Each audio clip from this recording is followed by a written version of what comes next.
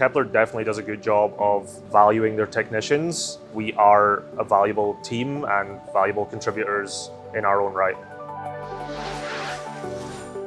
I build subassemblies and spacecraft here. I take the physical parts and assemble them, giving relevant feedback, particularly DFA feedback and quality and repeatability suggestions. The best part about being vertically integrated is that we know we're relying on ourselves to control meeting deadlines and schedule to quality standards. And a lot of that is helped with the proximity to the other teams. Here we have so many subject matter experts, always available. At each point, you feel like it's the most rewarding. So after you've finished a sub-assembly, you think, great.